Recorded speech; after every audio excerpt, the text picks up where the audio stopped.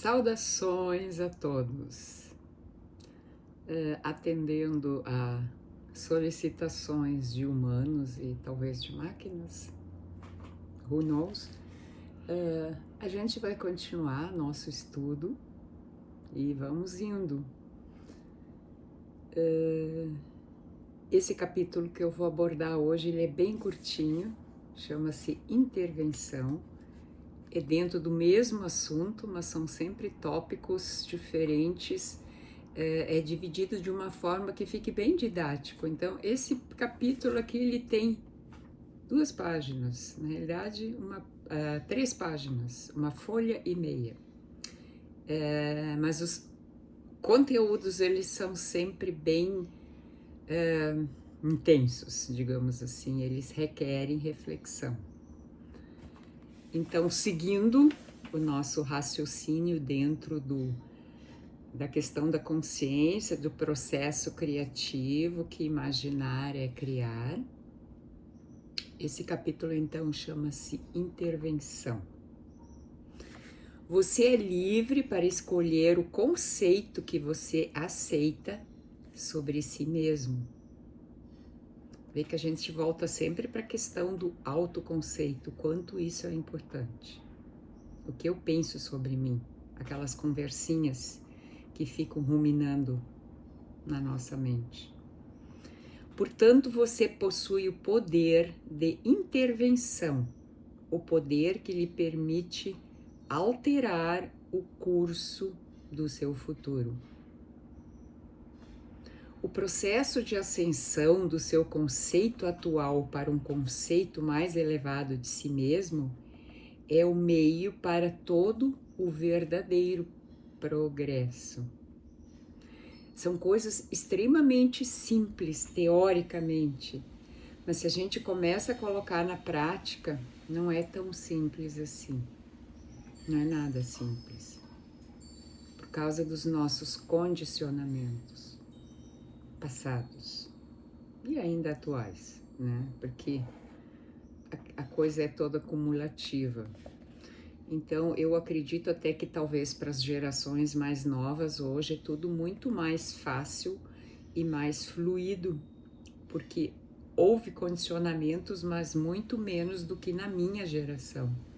Eu passei por vários processos dentro da nossa evolução humana, né? Então, a gente vem de uma época onde nem existia computador na nossa realidade, só nas grandes empresas, para depois começar a ir pingando isso para dentro da vida das pessoas comuns.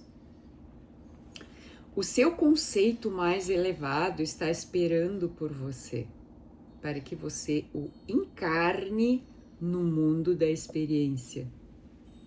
Então, encarnar é trazer para a realidade, manifestar aqui. Sair da mente, do processo criativo, da imaginação, para trazer para o plano concreto. Agora, aquele que é poderoso para realizar infinitamente mais do que tudo que pedimos ou imaginamos, de acordo com o seu poder que age em nós, e a Ele seja a glória. Efésios 3, versículo 20. Então, aqui tem mais uma analogia da Bíblia que traz esse conceito todo para a gente refletir sobre isso. Ele explica aqui embaixo, Ele, aquele que é capaz de fazer mais do que aquilo que você pede ou pensa, é a sua imaginação. E o poder que opera em nós é a sua atenção. Então, quando a gente lê, primeiramente, esse versículo aqui da Bíblia, a gente nunca vai imaginar que ele vai dizer que o poder, ele, aquele que faz muito mais do que nós pedimos, é a nossa imaginação. Porque, na realidade, a nossa imaginação é um processo da consciência, e a consciência é tudo que existe. Então, vejam que é intrincado é simples, mas na prática é complexo. Pelo menos eu tenho esse entendimento. Talvez para algumas pessoas seja bem mais fácil, mas eu vejo que na prática não é tão simples como é entender a teoria. Entendendo que a imaginação é aquele que é capaz de fazer tudo que você pede e que a atenção é o poder pelo qual você cria o seu mundo, você poderá então construir o seu mundo ideal. Está na nossa mão, no nosso poder de decidir o que nós vamos imaginar e o que nós vamos alimentar dessas coisas imaginadas com a nossa atenção, porque a nossa atenção é o adubo que a gente vai colocar na plantinha, na semente que a gente acabou de criar. Imagine-se ser o ideal que você sonha e deseja. Mantenha-se atento a esse estado imaginário. E tão logo quando você sentir completamente que você já é este ideal, ele se manifestará como realidade no seu mundo. Mais uma vez, acreditar que eu posso, que eu sou, é um ato de fé. Ele estava no mundo e o mundo foi feito por ele, e o mundo não o conheceu. João 1, versículo 10.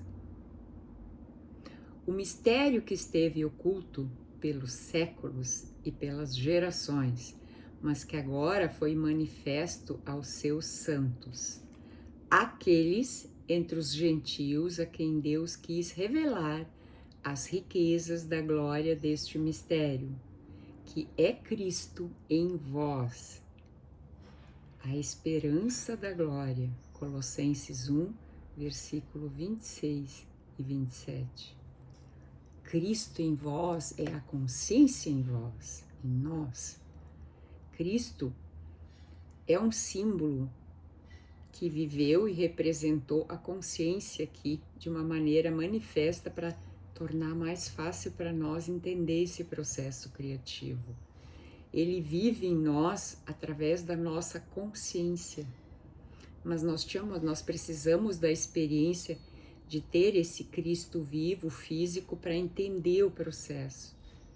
Então, ele vive dentro de cada um de nós através da nossa consciência. O ele, na primeira passagem, é a sua imaginação.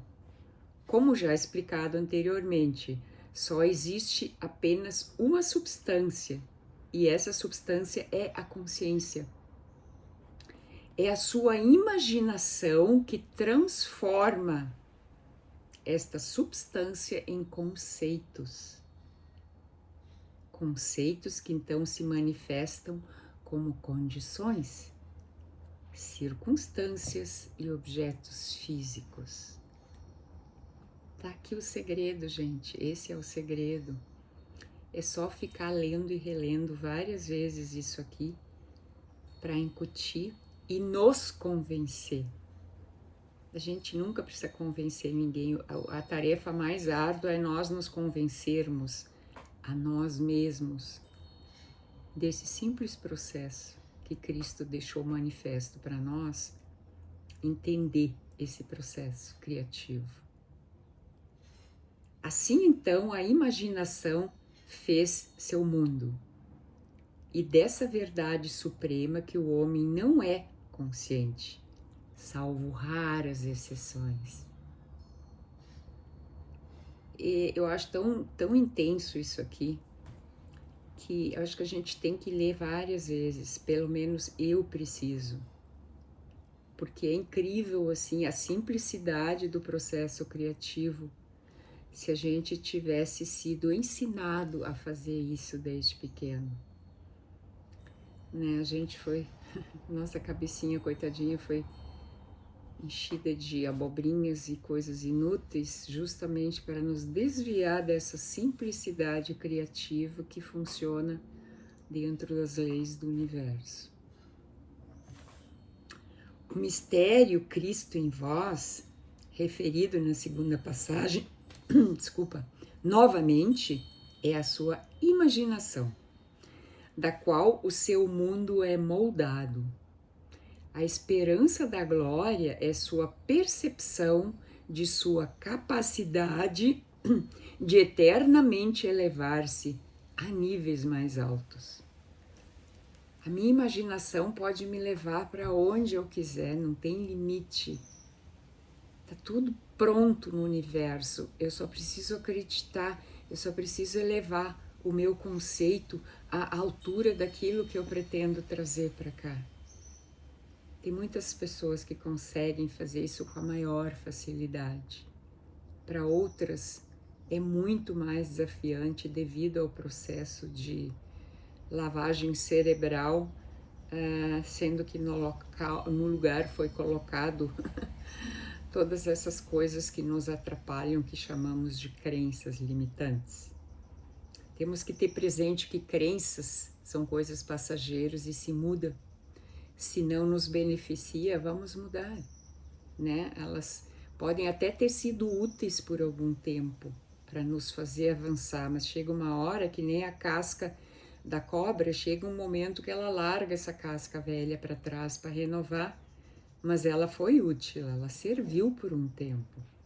Então, acho que assim tem o papel das igrejas, das religiões, elas têm um papel importante durante um certo tempo, mas chega uma hora, se a gente quiser avançar, nós temos que largar essa casca e ir por nós mesmos, porque Cristo vive dentro de cada um.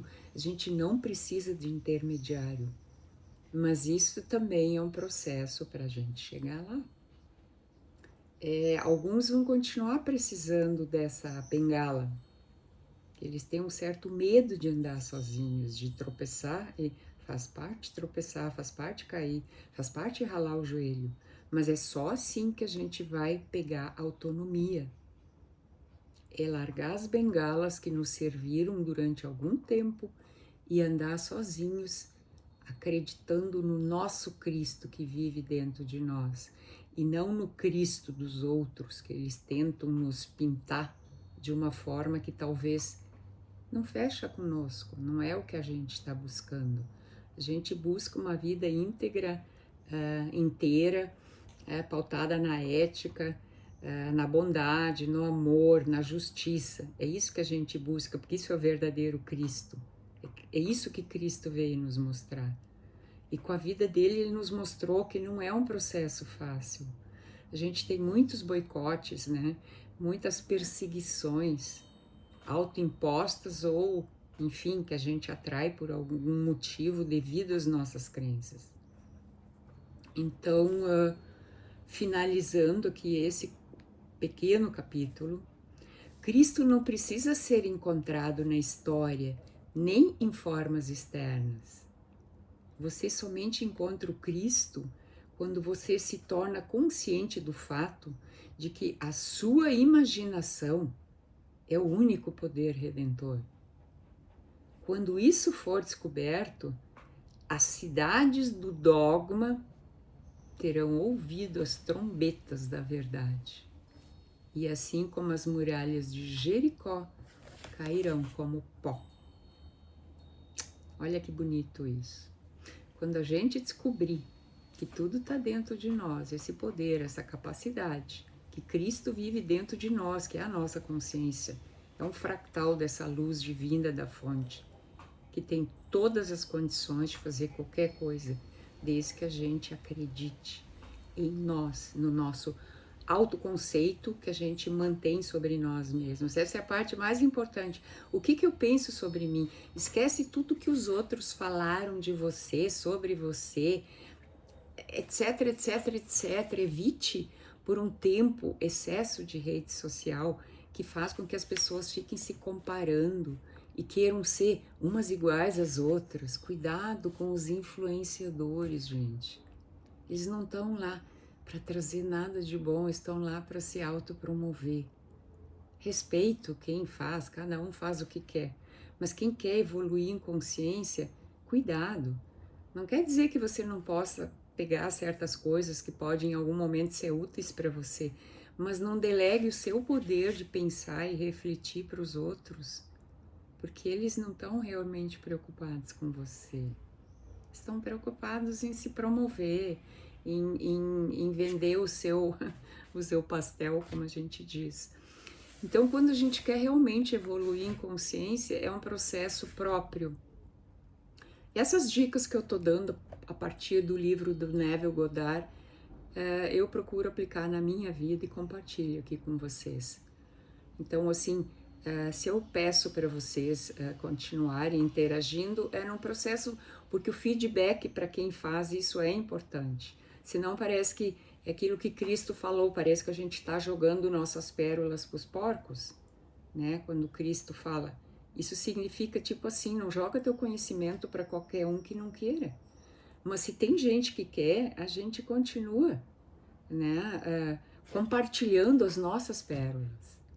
Mas assim, ó, fiquem atentos com o excesso de influências externas, ok? Então hoje já deu um vídeo um pouco mais longo, como eu havia comentado, e vamos seguindo. E se vocês estão se identificando, eu fico contente quando vocês me dão um feedback.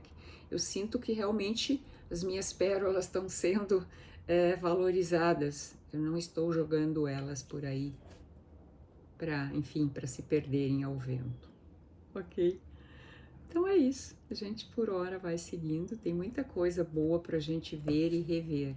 Então escutem algumas passagens aqui várias vezes que vale a pena. São reflexões. Daqui a pouco alguma coisa que lhe chama mais atenção, anota. Porque a hora que você anota e vê fisicamente no papel, marca mais, enraiza mais. Certo, gente? Gratidão e até a próxima. A gente se encontra em um outro episódio.